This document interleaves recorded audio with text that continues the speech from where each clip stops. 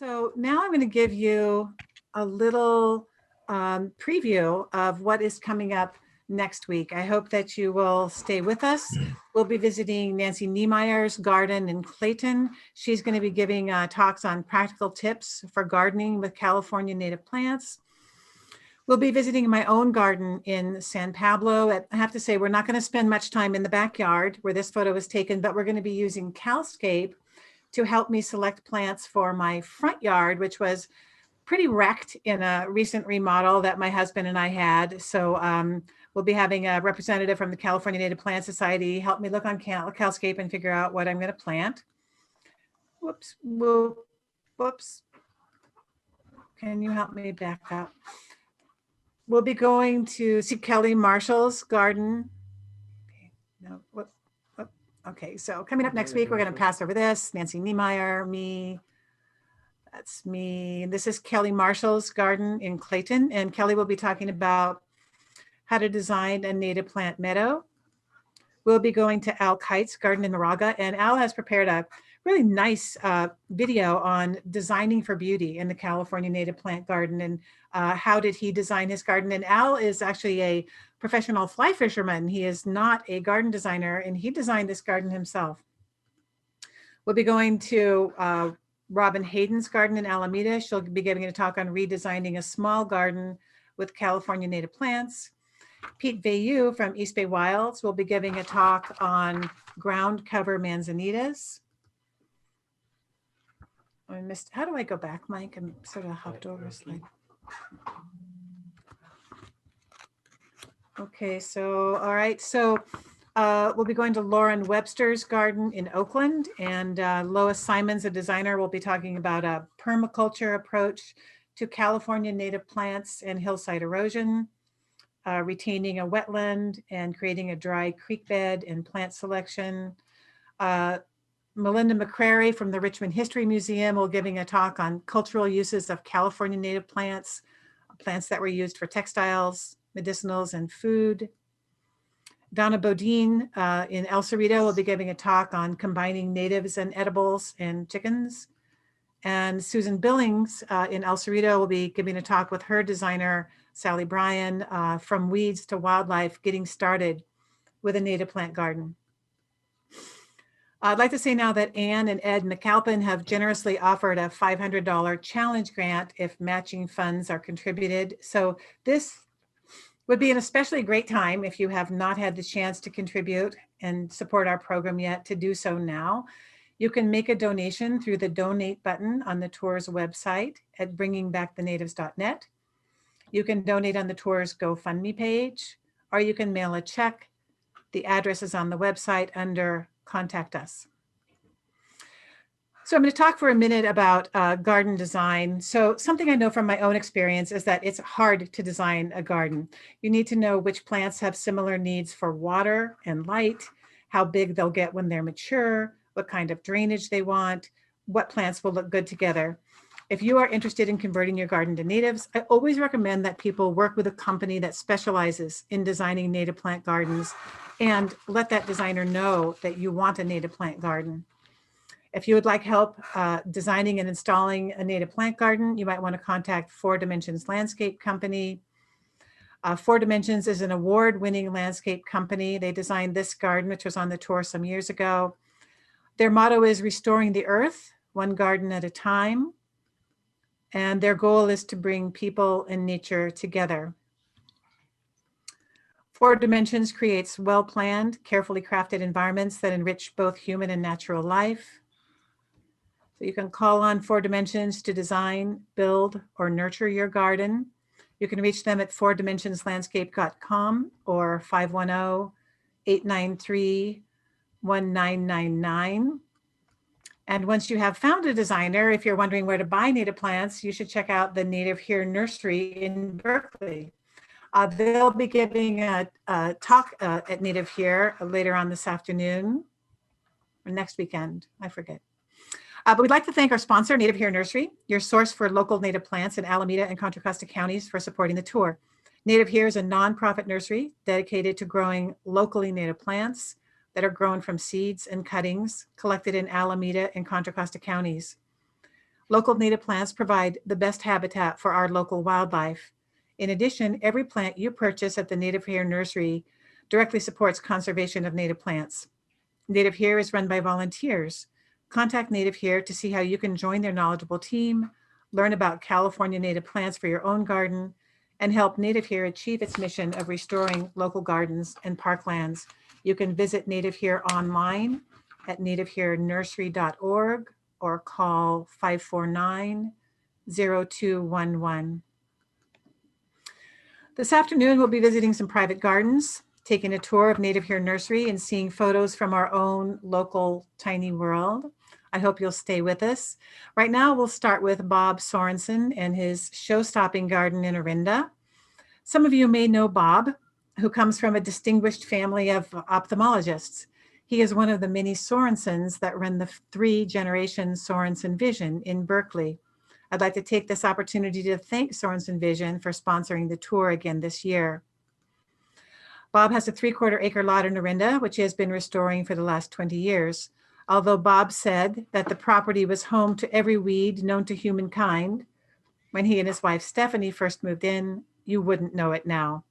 So I'd like to tell you a story about when I first met Bob and I saw his garden for the first time. It was such an amazing garden, and I couldn't believe it when I saw it.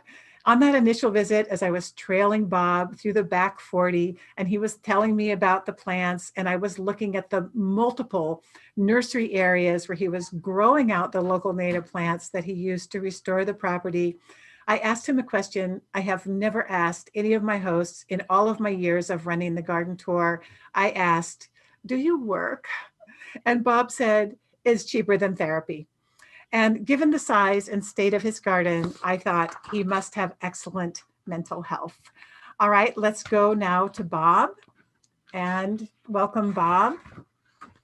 And maybe Jessica, can you spotlight Bob? Stop share, that was my fault. Okay, Bob. Hi, Kathy. Thanks for having us here. You're welcome. And so Bob, thank you for showing us around your garden today. I think if you don't mind, we'll just get started with your video. Is that okay?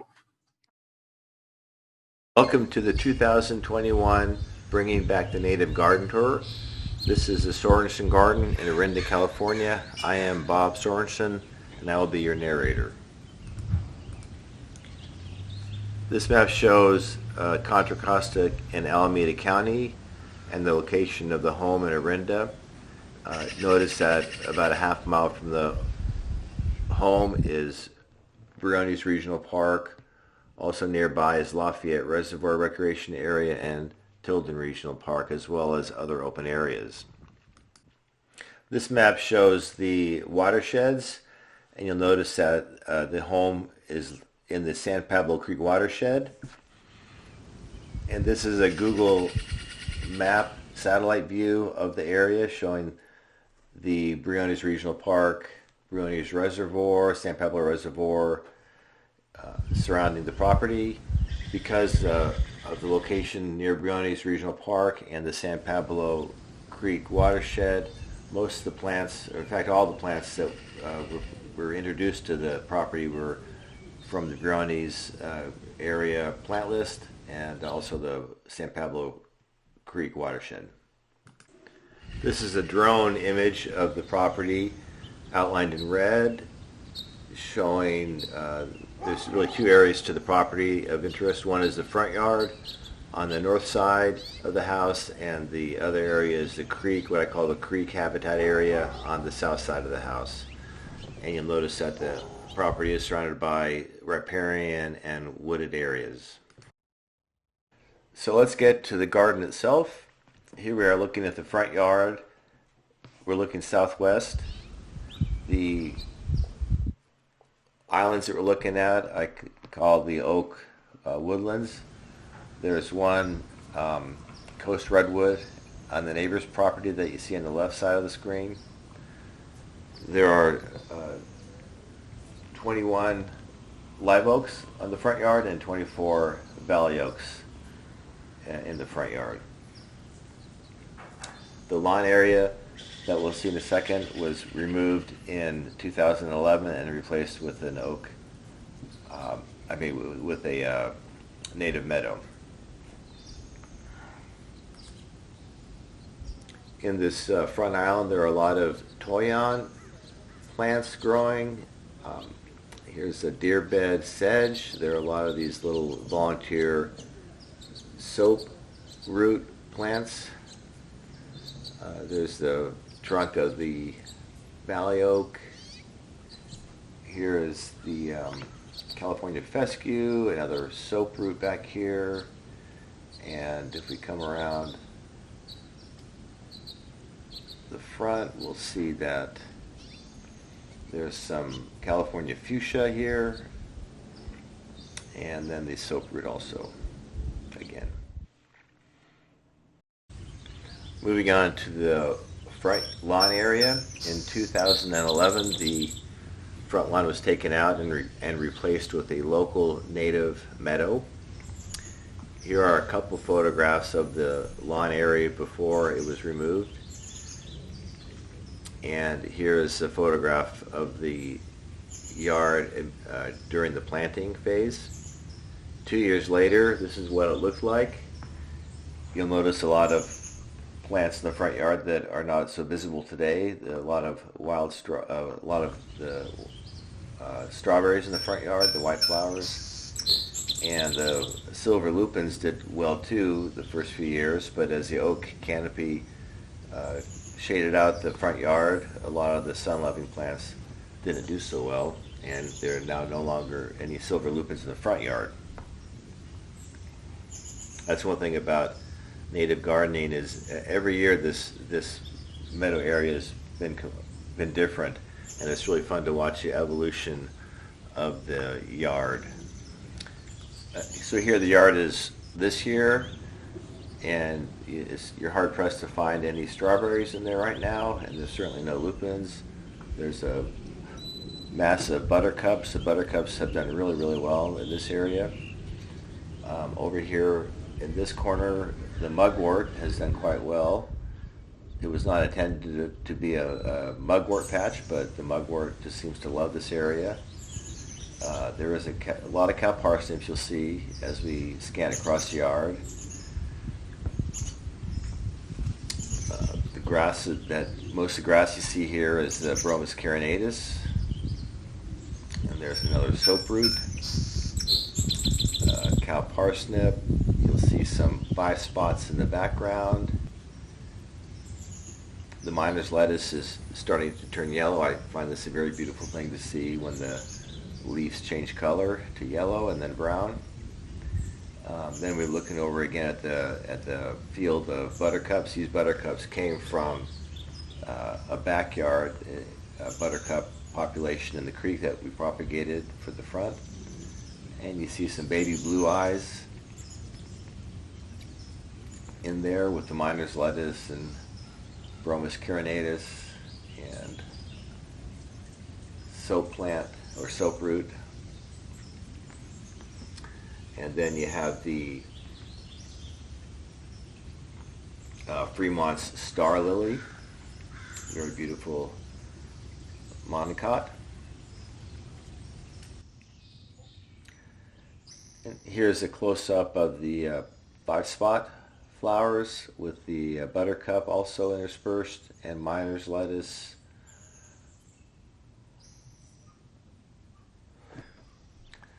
Then we come back to the soap root and one of the larger cow parsnips. There's the gray sedge in the corner. Here's another area where the mugwort has really seemed to enjoy its space.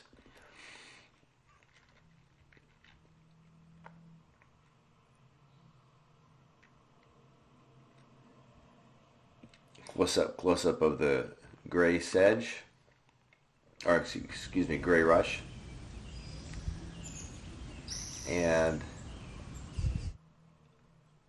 in here we have a few houndstooks. I've been trying to get them to take root here for many, many years. I think I finally have some. I found a place where they enjoy the habitat, and hopefully in a year or so they'll start to flower. There's a bee plant there on the left with the red flower popping up.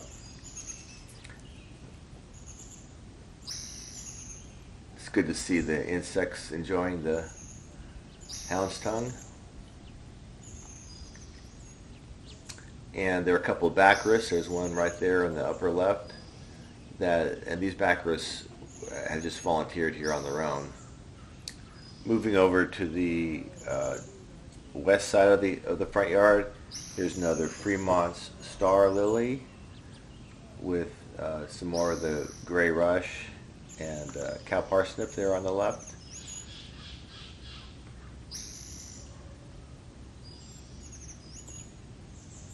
Moving over to the area in front of the house, this area has really taken a liking to Pacific Sanicle and miner's lettuce. The soap roots enjoy this area too quite a bit. The plants in front of the home the bushes are coffee berries.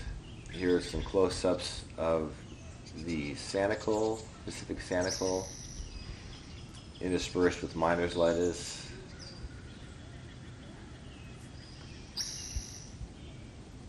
And soap root again. The yard is certified by the National Wildlife Foundation as a habitat yard, and you'll see the sign here in a second indicating that. We have a bird bath in the front yard, which attracts a lot of attention from the birds.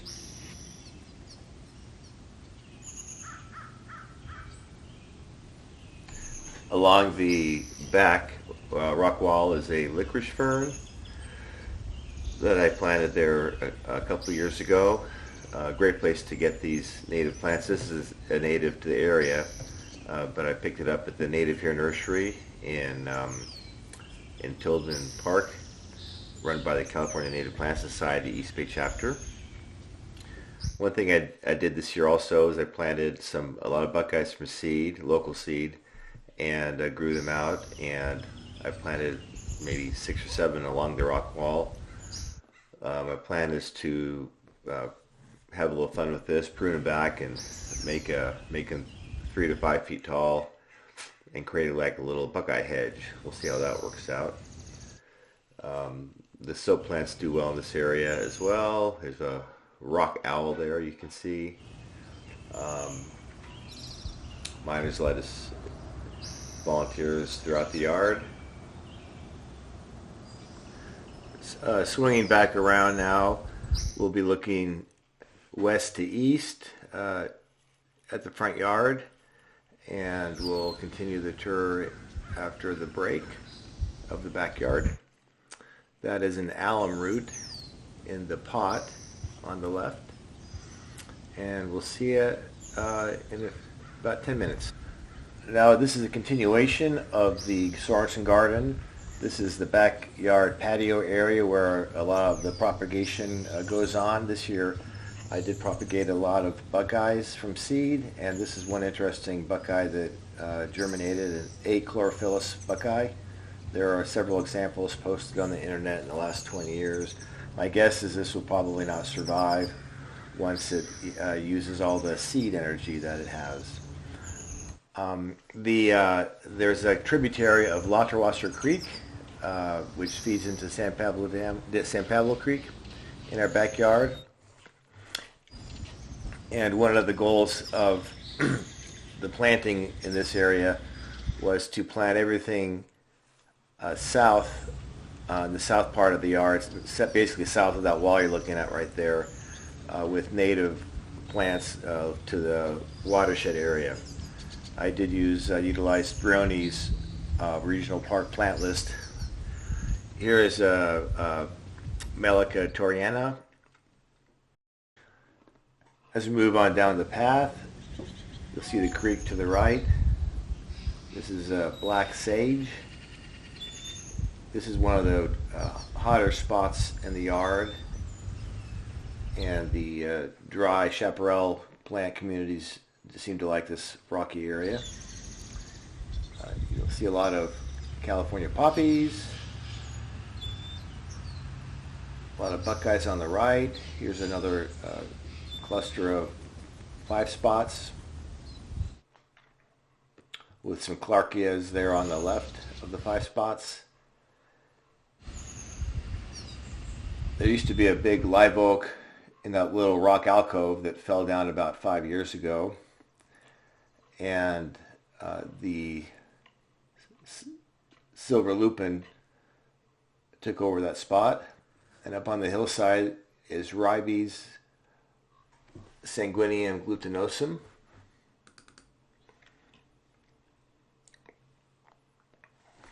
Pink flowering currant. And then again, where the live oak used to be, there's the silver lupin. Some miner's lettuce back on the wall,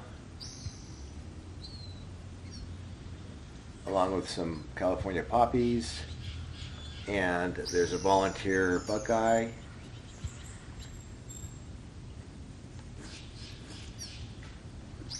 This next plant is cinquefoil.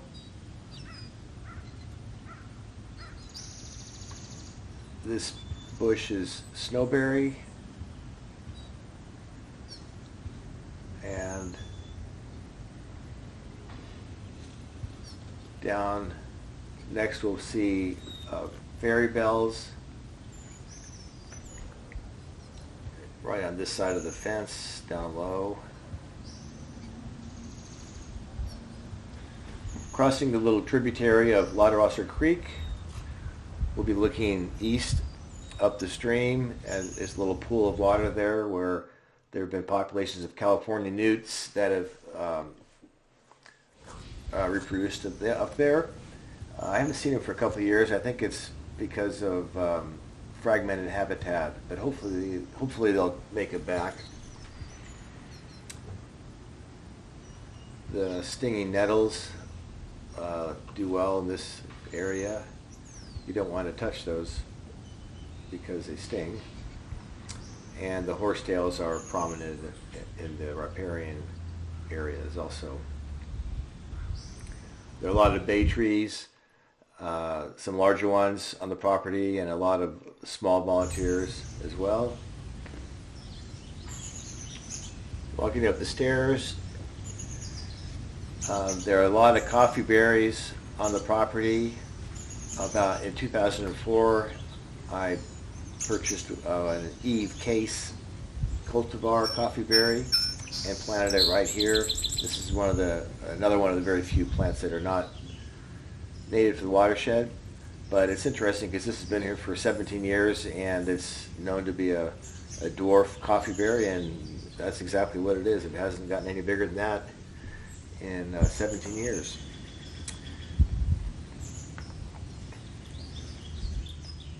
There's also a lot of toyon on the property,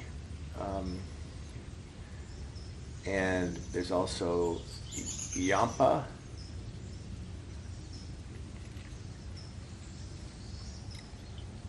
Right there, in front of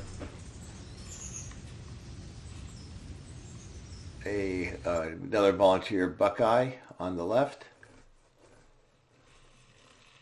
And this is the area where the buttercup was growing wild, and you can see some of the buttercup up there and the yellow flowers.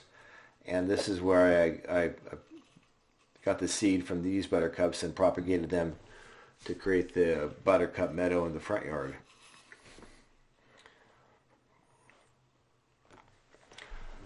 There are 3 different oaks on the property. There's the live oak and the valley oak, and there's also black oak. There's like 3 or 4 black oaks on the property.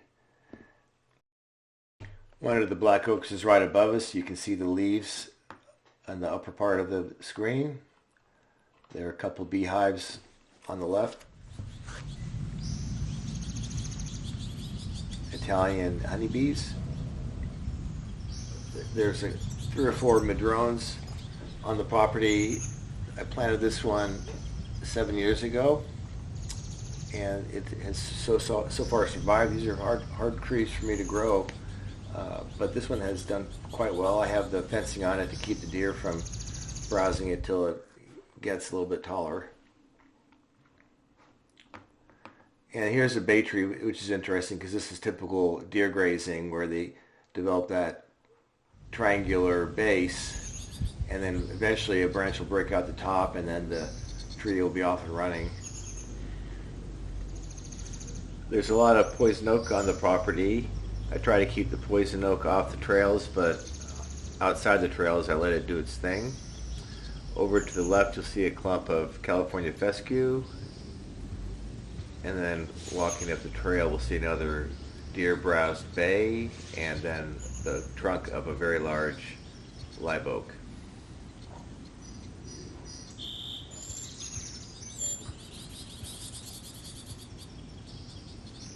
We're now approaching the southwest corner of the property.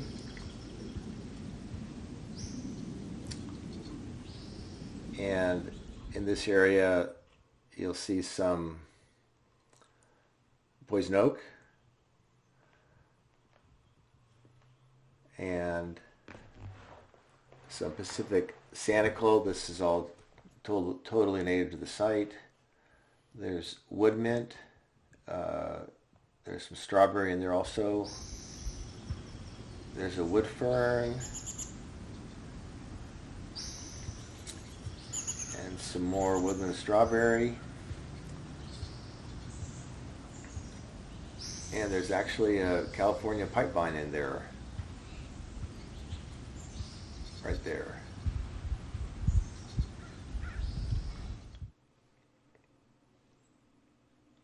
And there's also a canyon gooseberry.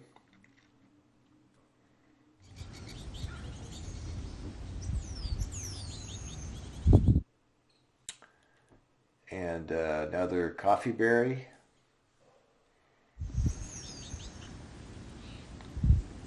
And a baby wood fern.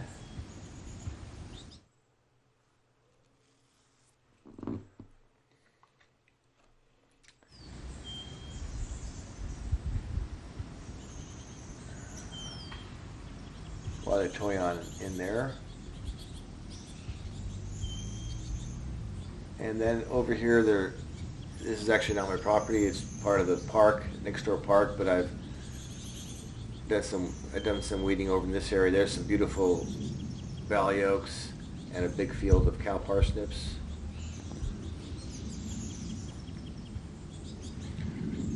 There's a lot of goldenback ferns. Now walking back down the trail, we'll take a left here and go down this other pathway.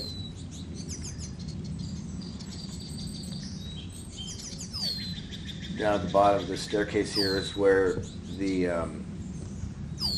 deer bed sedge was native to the site, and I use this little patch to propagate and use it in the front yard and other places on the yard also.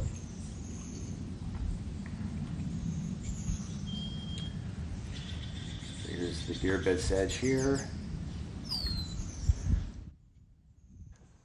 The largest Pacific madrone on the property is right here on the western edge of the property.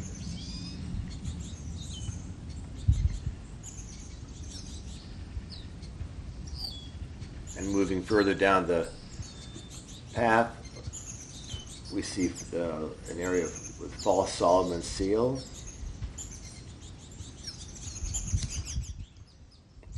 And then next we'll see a plant that I've been watching for, it seems like 10 years now. And this is the first year it's going to bloom. The giant trillium. There's a few other trilliums on site. And then next we'll see a patch of starflower. A lot of cow parsnips throughout. And here's the starflower.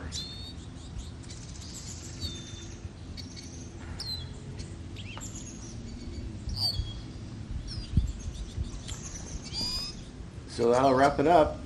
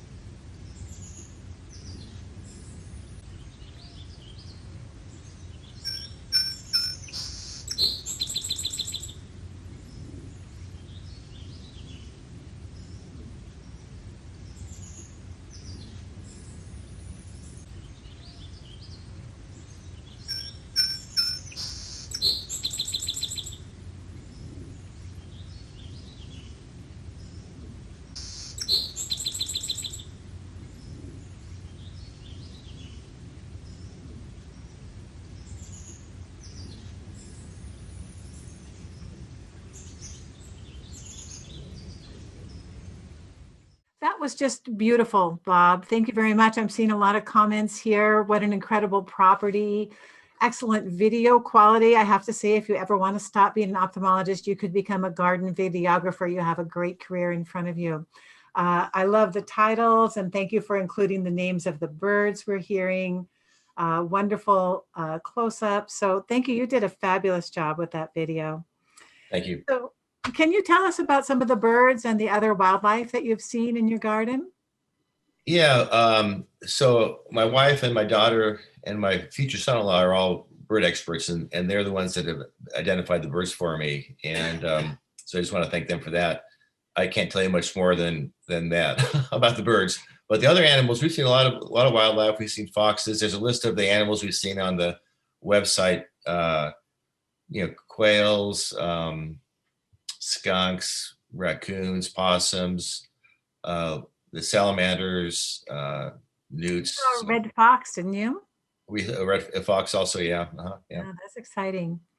So I have a question for you. So what made you want to do something different with your yard than your neighbors have probably done with theirs? Yours is not the typical Orinda lot.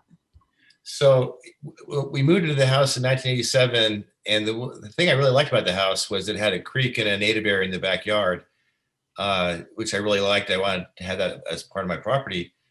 And then when we moved in and I started looking down the creek, I realized it was fairly highly disturbed. It'd been grazed heavily by cattle over the years.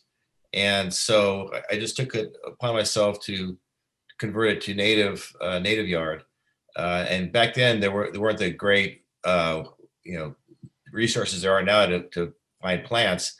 So I used the Briones Park plant list, which was the only plant list I could find that had plants. So I used that to help me guide what I put in there. And as over the years, it took about 10 to 15 years to really convert it over to where it is now. And then I moved to the front yard because why not, make the whole yard habitat. And so that's kind of my journey. And then I finally got the front yard finished. I see Glenn Schneider laughing there because about 5 years ago, we finished up with the front yard, and then Glenn, just started the Skyline Gardens project. And I was running out of places to, restore and weed. So Glenn offered me this position, to help him with that. And he deserves all the credit in the world for Skyline. And anybody who wants to learn about native plants or get out in nature and get your hands dirty, come out and join Glenn at Skyline, and you'll learn an incredible amount. And you'll, like I said, it's great therapy also. Well, that is the perfect segue. So I want to say thank you so much for sharing your garden. It was beautiful. Your video was just great. And I'm going to go now, stick with me, Bob and Glenn, but I'm going to go now and show some slides from the Skyline Garden Alliance. So Glenn started the Skyline Gardens Alliance, and Bob is also a volunteer there. And let's see if I can advance. All right, so here we are. So Skyline Gardens is located near the Tilden steam train, just south of the steam train in the Berkeley Hills. Volunteers on this project learn about native plants while helping to restore habitat in one of the most botanically rich areas in the East Bay. More than 280 native plant species have been identified there to date. So take a look at this photo. These happy volunteers are whacking thistles. And so see what you see here, because there's the after photo coming up right now. So that was the before photo, and this is the after photo. Volunteers are needed to help by removing invasive species and with selective planting of local species so the native ecosystems can return and flourish. I can tell you from my own experience there that Skyline Gardens is a beautiful area. Removing invasive plants is both fun and deeply satisfying. The volunteers working on this project are an interesting group of people, and you'll learn a lot. This is a columbine. If you have had your COVID shots and would like to learn about their apprenticeship program, please contact the group at skylinegardens.org. So I'm afraid that we do not have time for further questions with Bob, but Bob, if you would be willing to go online on Zoom and answer any questions that people might have to ask you. That would be great. Glenn, I don't know if you're able to do the same thing. You're on both on Zoom. So but I'm going to say, in the Q&A, Bob, if you can go in and just answer a few, there's at least 4 for you. Of course, yeah. okay, good. So Bob, thank you so much. Yeah, Bob, thank you. Great video, by the way. You're a master. Really, that was fantastic. Yeah, all the Zooms and the bird calls, and it's great. Thanks.